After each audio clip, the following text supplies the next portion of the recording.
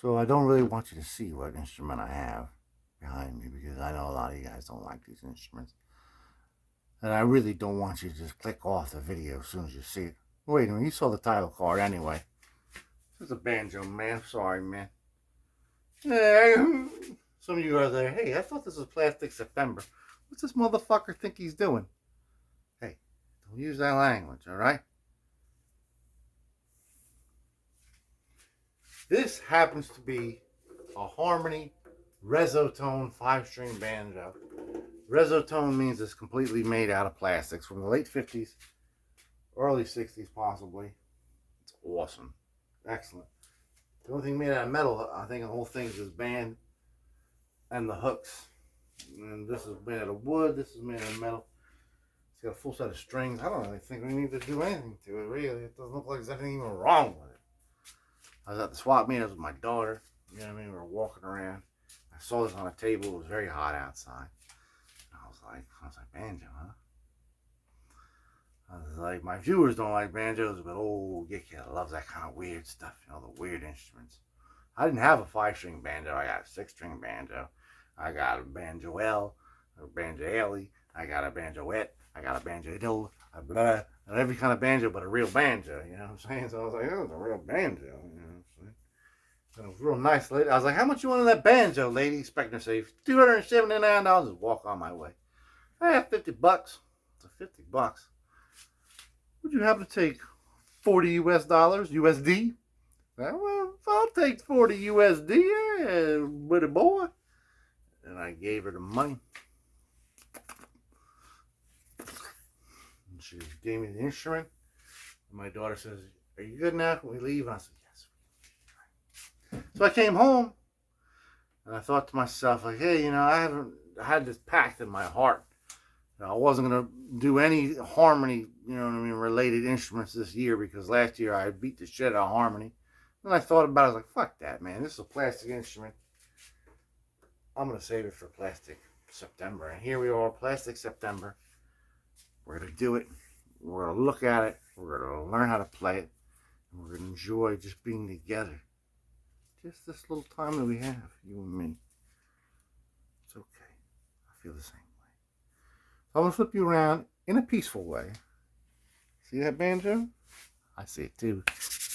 Let's take a look at it, shall we? 1, 2, 3.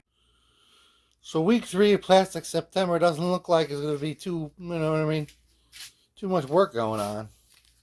See how they did these extra spaces for, you know what I mean? You could punch them out, I guess, if you wanted to put like additional, you know what I mean, hooks through there to tighten up the head. Very, very cool, man. Like I said, all the strings are here. It doesn't look like we really need to do anything to it other than clean it up a little bit. You know, obviously it's been stored without a case somewhere, but stored in a place that has nice wave release. Wave release. These are the same exact tuners that are used on those Dan Electro basses. Yep, exact same ones. Like 50s too, because they're slotted. Got the stripes going down them like that. See that? I had a whole bunch of these in that big tote, and that big ukulele tote. I was like, what is that? Now I know what it is. We can unscrew this and take a look at it in the laboratory. We'll clean it up a little bit, tune it up, figure out how to play it. A couple different chordies. You know, I'll jam it out for you. We'll talk about it and laugh and say, hey, wasn't week 3 of Plastic September such a fucking gas? Wasn't it a gas? Hey, man, wasn't it great? I'm going to tell all my friends on Tinder. I'll see you in the laboratory. Welcome back to the laboratory. So, the laboratory will always beckon you back, man. This guy really needs no work. We already talked about it. In fact, I've been playing it for the past couple of days and I love it. I hope that by like tuning it to like the real tunings, I don't know what the real tuning is, but I've been playing whatever tuning is on this since I purchased it, and it is absolutely awesome. I've come up with, I don't even know banjo chords. I've come up with all kinds of little things. Anyway, let's take this guy off, man. let's take him off and look inside there. It's plastic. Mr. Potter, I should have went with Wainwright. Plastics of the future, you cocksucker. George Bailey called me a cocksucker, eh? Well,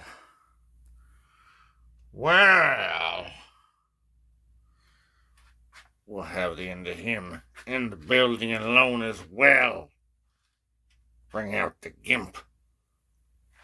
Suck my cock. So anyway, it is what it is, man. It's got a wooden neck. This thing seems to be, is that wood? Like a wooden dowel, right? This is totally plastic here. The head looks beautiful. And this is totally plastic. This looks like a piece of Tupperware from the 60s, man. Anybody want some fondue, man? Fondue balls, bruh? Look at that, man. It's really dirty now. So let's clean this off a little bit. I guess the best thing to use would probably be like a carpet brush. Let me see that. The carpet brush is probably what's good on this, right? Yeah, I'm thinking so. Don't want to get it all wet, you know what I mean? I don't want to disassemble it. Let's clean this off with that carpet brush. Kind of like just a duster, you know what I'm saying? Dusting. Call out dusting. See you in a moment after it's been cleansed. Oh, man. Itsy bitsy spider climbed in the banjo place. All right, so we're all cleaned up now, man. This guy, we got him accomplished with the bottle brush and a pipe cleaner. Pipe cleaner was good to get underneath all these guys right here. Underneath these strings. Mostly just the bottle brush on the inside. You know, that carpet brush gets all that dust off pretty nicely. Didn't want to get any water on the skin because it's in really good condition. So it looks a lot better. Hey man, looks great. This guy, on the other hand, I just saw it was all plastic, so I just brought him upstairs and rinsed him off with lukewarm water. Then I took a dish sponge and I just sort of got all the shit off. Then I dried it off with a nice soft towel. Now as I was drying it off, I noticed there's like a hairline crack running from the edge here. See that? Now you can see it. And it's kind of like goes down the whole panel for about, I don't know, 2 or 3 inches in a hairline manner. So I want to wick in some crazy glue right onto that top of that crack while I'm kind of pushing it open, you know what I mean? So let's do that right now because we don't want that to, you know what I mean, expand on. And crazy glue is really meant for these old 50s plastics, you know what I mean? Hey man, don't touch my crack, man. See you in a minute. Alright, so on the other side we can kind of see that crack a little more clearly from the corner there. So we just sort of took the same bottle. We're actually end up using this every single episode this month. Right, the same exact bottle, man. And we just put a big dollop of it on the top here and just worked it all the way down until we saw it filling in. And then we just poured, you know what I mean, all the way down the back here. So it was a lot in there and it was all like swimming. And then we took a paper towel within like, 20 seconds, 10 seconds, something like that. Just wiped it all off, you know what I'm saying? So we didn't leave any marks. And on the outside, there is no trace of anything, really. I mean, you can't see any kind of... So it looks good. So we'll let that set for a little while. We didn't even need any kind of baking powder to cure it out. It just sort of melted into place. All right, so let's give it about a half hour to totally cure out. I'll free you back into the action, Sonny. Mr. Gower! Mr. Gower! Don't you know me? It's George Bailey. So, while that thing dries out, I love talking near a banjo, man. Don't you love talking near a banjo? I love talking near a banjo.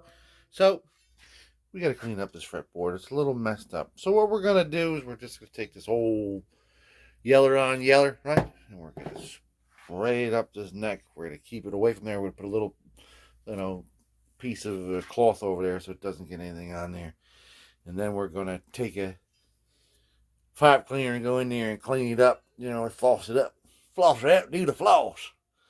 Then we're going to take some alcohol on a dry cloth and just run it on top here at the end just to get everything off the strings, right?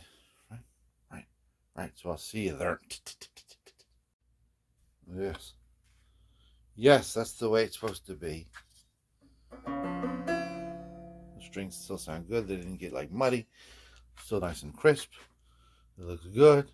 You know what I mean? It looks clean. I'm so happy about this. I'm so happy about this. My heart has grown 3 sizes. I'm going to be the Grinch. Look. This guy's dry too. This day couldn't get any better. Let's screw it back up, right? And I'll tune it. I'll see at a place that we like to call the glamour shots for the glamorous people. And look at there. Hours and hours of banjo goodness. It's really a nice little instrument, man. Really, really nice. So lucky to have this one fall in my lap, guys. And I'm so proud that on our 3rd installment here of Plastical September, that you're all still happy and safe and warm. And some of you cold. Right? Nothing else really to say other than, I mean, I think it's tuned up. I think I know a couple little chords for you on the Reso-Tone. You know what I mean? I think it's time to, you know what I mean, get to plucking and playing. And then we can truly say to ourselves and each other, peace be with you. Always and forever. And there it is, man. The Harmony Reso-Tone. Huh? You say res, man? What do you say res for, bro? You wake me up now, man. It's got to be early because it's got all slotted screws in the gears and holding on the gears. Everything's slotted. This before the Philips revolution, man, in the late 50s, early 60s. It's a beautiful instrument. I wish I knew it. I would like pluck the banjo, you know.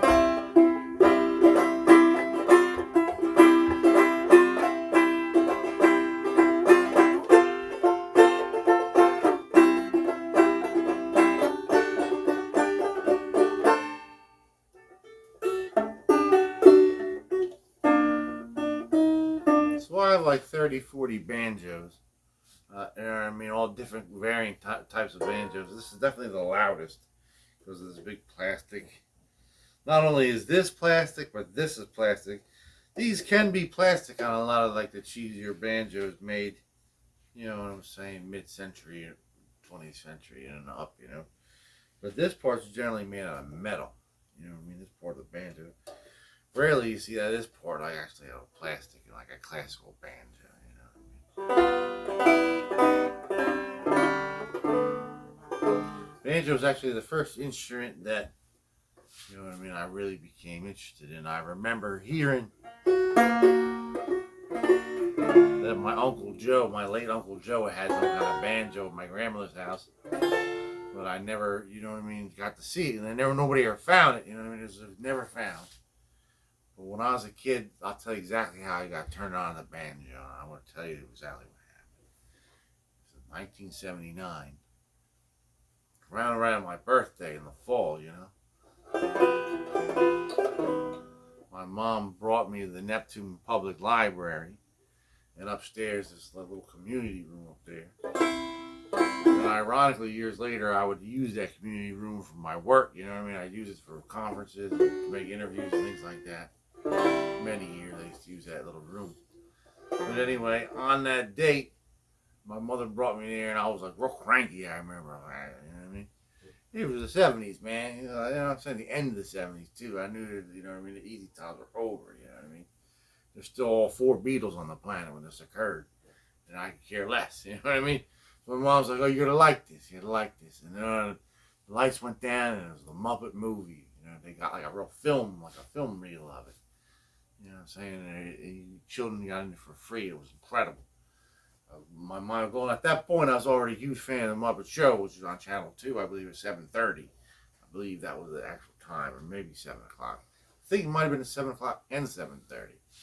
Might be wrong. It was a long time ago. But anyway, I seen Kermit sitting in his little lily pad playing a banjo.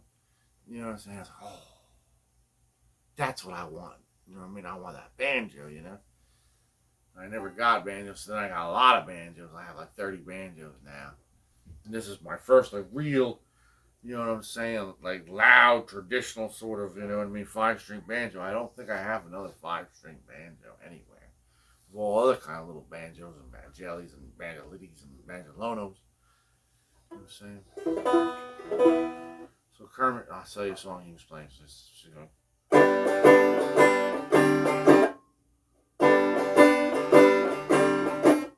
Why are there so many songs about rainbows and what's on the other side? Rainbows are vision, but only illusion, and rainbows have nothing to hide. Someday we'll find it, the rainbow connection, the lovers, the dreamers, and me.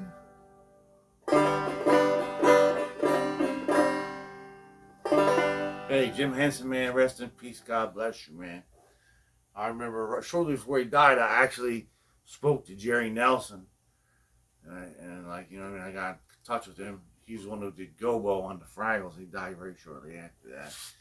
You know, I wrote him a letter. I said, hey, man, Fraggle Rock kept me, you know what I mean, satisfied on the weekend mornings in the cold winter. You know what I mean? I always wondered what Matt Brown was doing. Anyway, peace be with you all. God bless you. Plastic September rambles on. Final installment next week. Special surprise, man. We're going to take a chip.